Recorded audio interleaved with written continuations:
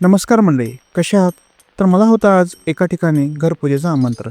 So सकाळी सकाळी लवकर आवरून मी निघालो घरपूजेला. तेथे पोहोचल्यावर बघितलं की चक्क 1.2 करोडचा फ्लॅट सरांनी घेतला होता.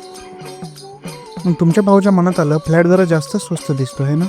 तर वरती पूजा करून मी आलो खाली जेवायला, आणि जेवण पण तिथलं एक नंबर होतं. जेवण केल्यानंतर गाडीचा थोडा प्रॉब्लेम झाला, सो मी ठरवलं की आपण ॲटोने ऑफिसला जाऊया.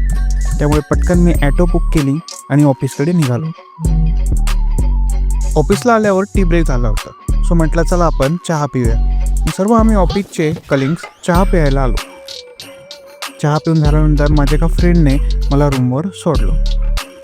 रूमवर आल्यावर मला थोडीशी प्रॉडक्ट फोटोग्राफी करायची होती, सो मी ते करत बसलो व त्यासाठी वेगवेगळे जुगाड लावत होतो, म्हणजे फोटोग्राफी हे एक नंबर व्हावी.